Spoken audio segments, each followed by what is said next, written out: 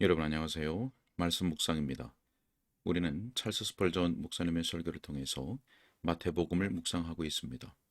오늘부터는 마태복음 22장 30절의 말씀을 천사처럼 사는 생활이라는 제목으로 설교했던 내용을 읽고 묵상하도록 하겠습니다.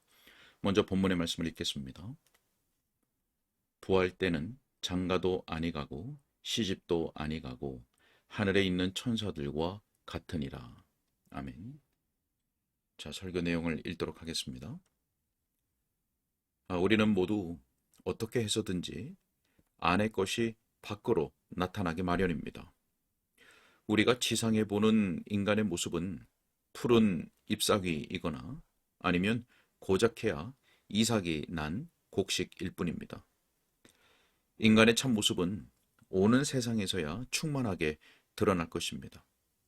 우리는 내려가든지 올라가든지 둘 중 한 영역에 속할 수밖에 없습니다. 오늘 지상에서 차지하고 있는 위치를 고수할 수 있는 사람은 하나도 없습니다. 어떤 이들은 시간마다 아래로 미끄러져 내려가고 있습니다. 악한 습관의 힘 때문에 내려가고 있습니다. 점점 더 그들은 마귀의 노예요, 종이 되어갑니다. 그래서 결국 갈수록 마귀의 형상을 담게 됩니다. 그런 이들의 영원한 운명이 다음의 말씀으로 기록되어 있습니다. 저주를 받은 자들아, 나를 떠나 마귀와 그 사자들을 위하여 예비된 영영한 불에 들어가라. 즉, 너희가 마귀를 따랐고 그래서 점점 더 마귀를 닮았으니 이제 너희는 마귀에게 정해진 운명을 받으라는 것입니다. 반면에 회개하고 믿어 복음의 교제에 들어온 사람은 은혜 위에 은혜를 받습니다. 그는 영광에서 영광으로 나아가 하늘에 속한 존재들을 더 완전하게 담게 되고 마침내 천사들이 그 사람의 회개를 기뻐하며 자기들을 담게 된 그 사람의 영혼을 받아 하나님 품으로 데리고 갑니다. 사람이여, 정말 그대는 어느 편인가? 황금 낫으로 추수되어 하늘의 추수 마당에 쌓이게 될 익은 곡식인가? 아니면 가라지가 되어 철 낫에 베어져 그대와 같은 운명에 처할 동료들과 함께 묶여 소멸하는 불 속에 던져지게 될 것인가?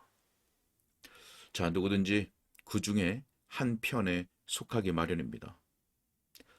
하나님의 무한한 은혜로 본성적인 성향들을 이기고 우리가 힘을 얻고 더 얻어 나아가는 자들 가운데 속해서 마침내 하나님의 산에 오르고 천사들을 담는 데까지 이르면 좋겠습니다. 자, 서로는 이 정도 하겠습니다. 오늘 아침 강론의 주제는 하나님의 보좌 앞에 있는 영들의 생활이 어떤 면에서 천사들의 생활과 같은지에 대한 것입니다. 그 다음에 두 번째는 우리가 아직 지상에 있는 동안에도 천사와 같은 삶을 시작해야 하는데 그 점에 대해서 몇 가지 실천적인 점들을 알아보도록 하겠습니다.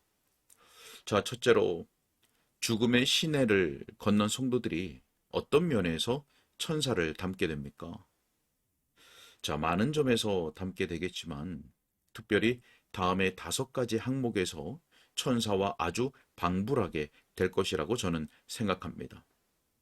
자, 먼저 하나님의 성도들은 그 품격에서 천사들과 같게 될 것입니다. 한 가지 면에서 천사들과 성도들은 똑같습니다. 곧 성도들이나 천사들이 다 같이 하나님의 피조물로서 결단코 어느 쪽을 더 높게 보아서는 안 됩니다. 거짓된 교회는 신봉자들에게 천사들에게 종교적 경의를 표하라고 명하였습니다. 그 명령은 성경의 분명한 가르침과 반하는 것입니다. 천사들이든 성자들이든 간에 숭배의 대상이 되어서는 안 됩니다. 만일 천사든 소위 성자든 어느 누구에게 경배하면 반드시 우상 숭배의 죄에 빠지게 되는 것입니다. 그 일을 보여주는 유사한 2가지 사례를 생각해 봅시다. 요한이 천사를 보고 그를 주님으로 알고 그 앞에 엎드려 경배하려고 하였을 때 이 답변을 들었습니다. 나는 너와 내 형제들과 같이 된 종이니 삼가 그리하지 말고 오직 하나님께 경배하라. 요한계시록 19장 10절 말씀입니다. 루스드라에서 이교도들이 바울과 바나바를 제우스와 헤르메스로 알고 제사를 드리려고 소와 양과 화환을 가지고 왔을 때에 그 거룩한 사람들이 옷을 찢으며 우리도 여러분과 같은 성정을 가진 사람이라 라고 선언하였습니다. 천사들과 거룩한 사람들은 어떤 경배도 받기를 거절합니다. 그들은 한 목소리로 이렇게 노래합니다. 우리에게가 아니라 오직 여호와의 이름에 모든 찬미를 올릴지어다. 자, 감히 성자들과 천사들과 남자들과 여자들의 상을 만들어 세워놓은 저주받을 배도하는 교회를 하나님이 얼마나 오래 참으시는지요. 그리고 저는 경배의 대상으로 만군의 주 여호와와 교를 어떤 존재가 있는지 모르겠습니다. 그러나 그 일은 주요하지 않습니다. 하늘의 성도들이 거기에서는 성별이 영원히 사라진다는 점에서 천사들과 같습니다. 장가도 아니 가고 시집도 아니 가고. 자, 이런 말씀이 있다고 해서 저는 여성 안에 있는 영적인 것이나 남성 안에 있는 정신적인 것이 파괴될 것이라고 생각하지 않습니다. 다만 신체 구조에서 남성과 여성을 구분하는 모든 것이 더 이상 존재하지 않을 것이라고 봅니다.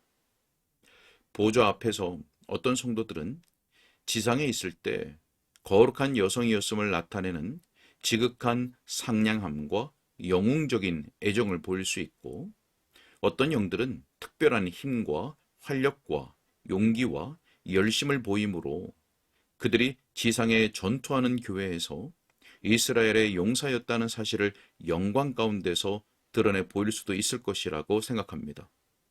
그렇지 않겠습니까? 그럼에도 불구하고 남성과 여성에 있어서 그 밖에 육신적인 것은 다 사라져 버릴 것이 분명합니다. 그래서 우리는 그리스도 안에서 남자와 여자 없이 다 하나가 될 것입니다. 그때는 결혼이 전혀 문제가 되지 않을 것입니다. 이 점은 하늘에 있는 영들이 불멸함에 있어서 천사들과 같을 것이라는 사실과 연관되어 있습니다. 그들은 죽을 수가 없습니다. 천사가 죽어 무덤에 장사 지낸 일이 전혀 없었습니다. 물론 천사들이 무덤 안에 들어갔던 적이 있었습니다. 왜냐하면 두 천사가 예수님의 몸이 뉘어 있던 자리에 머리와 발 부분에 앉아 있었기 때문입니다. 그러나 천사들은 주님의 무덤을 찾은 방문객들이지 그 무덤에 묻힐 자들이 아니었습니다. 천사들에게는 죽음의 구더기가 먹을 것이 전혀 없습니다. 무덤이 천사들의 자유로운 영들을 가두어 두지 못하였고, 사망의 사슬이 한순간도 그 영들을 붙잡아 둘 수 없었습니다.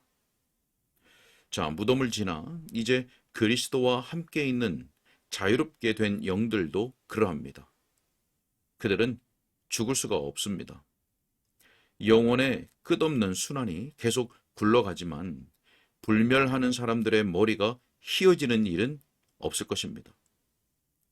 천상의 존재들은 쇠약해지는 일이 없을 것입니다. 바로 이 때문에 저 하늘의 인구는 출생으로 인해 계속 채워질 필요가 없습니다. 지상에서는 생명이 죽음과 싸우는 부단한 투쟁이 있습니다. 죽음이 온 세상에 걸쳐 승리를 거두어 지면을 무덤들로 상처를 내고 있습니다. 그러나 여전히 생명이 이기기 위해서 아기들을 계속 보내어 무덤보다 많은 꽃들이 피어나게 합니다. 그러나 하늘에는 죽음이 없고 인구의 감소도 없으니 인구의 감소를 보충하려고 새롭게 낳는 일도 필요 없습니다. 자, 우리는 또한 보좌 앞에 있는 이 영들이 부활의 나팔이 울려 퍼질 때에도 천사들과 같고, 또 잠시 몸이 없이 지내던 영들이 다시 몸을 입게 될 때 그들이 완전한 성숙에 이른 상태라는 사실에서 천사들과 같게 될 것이라고 믿을 수 있습니다. 하늘에서는 어린아이들도 더 이상 어린아이가 아닐 것입니다. 지상에서 아이의 상태로 하늘로 간 이들도 거기에서는 완전히 성숙하게 될 것입니다. 하늘에서는 지팡이를 의지하는 노인도 없을 것이고, 눈이 흐려 더듬거리다가 넘어지는 사람들도 없을 것입니다. 하늘에서는 어린아이도 정화된 성인의 영광에 이르고 어떤 부패의 요소도 느끼지 않을 것입니다. 어린이라도 거기서는 100세가 되었거나 노인이 되어 하늘에 간 사람들과 같게 될 것입니다. 저는 천사들이 젊다거나 노인이 되었다거나 한 것을 읽어본 적이 없습니다. 항상 그들 천사들은 복된 완전한 상태에서 확고하게 서 있습니다. 하나님의 성도들도 육체적으로나 영적으로나 다 그렇게 완전한 복의 상태에 있게 될 것입니다. 새벽 이슬 같은 주의 청년들이 주께 나오는도다. 또한 우리는 보좌 앞에 있는 모든 영들이 아름다움에 있어서 천사들과 같을 것이라고 생각합니다. 몸을 벗고 있는 성도들의 영은 있는 그대로에서도 예수님의 눈에는 정말 아름답게 보일 것입니다. 그들의 신령한 몸이 하늘의 영광의 빛을 발산하며 일어나게 될 때 그 모습은 모든 자의 눈에 흠모할 만할 것입니다. 사도는 욕된 것으로 심고 영광스러운 것으로 다시 살아날 것이라 라고 말했습니다. 우리가 땅에 묻은 가련한 피조물의 흉물스러운 모습이 아무리 욕되게 보였을지라도 하나님의 명하심에 따라서 무덤에서 일어날 더 고상한 존재의 용모를 훼손할 흉측한 것이 하나도 없을 것입니다. 장래에 어떻게 될지는 아직 나타나지 아니하였으나, 그러나 우리가 말로 다 표현할 수 없을 만큼 아름다운 모습을 띌 것임은 너무나 확실합니다. 왜냐하면 그가 나타나시면 우리가 그와 같을 줄을 아는 것은 그의 참 모습 그대로 볼 것이기 때문입니다. 부활한 성도들은 천사들의 영광을 능가할 영광을 얻을 것입니다. 왜냐하면 천사들이 독생자를 본받게 될 것이라는 말씀을 들은 적이 없기 때문입니다. 그러나 성도들이 다 주님의 피로 값주고 사신 바 되고 그 피로 정결함을 입어 그리스도의 형상을 본받은 상태에서 주님의 얼굴을 뵙게 될 것이기 때문입니다. 오늘은 여기까지 읽겠습니다. 오늘은 하늘에 있는 성도들이 어떤 면에서 천사들과 같은지에 대한 첫 번째 요점 가운데 먼저 그 품격이 같다는 부분을 살펴보았습니다. 하늘에는 결혼이 문제되지 않을 것입니다. 죽음도 없고 인구의 감소도 없으니 인구의 감소를 보충하려고 새롭게 낳는 일도 필요 없을 것입니다. 또 하늘 성도들은 육체적으로나 영적으로나 완전한 복의 상태에 있게 될 것이고 말로 다 표현할 수 없을 만큼 아름다운 모습을 가지게 될 것입니다. 왜냐하면 성도들이 다 주의 피로 정결함을 입고 그리스도의 형상을 본받은 상태에서 주님의 얼굴을 뵙게 될 것이기 때문이죠. 성도된 우리들은 우리의 죽음과 또 우리에게 약속된 저 천국을 자주 묵상하시기를 바랍니다.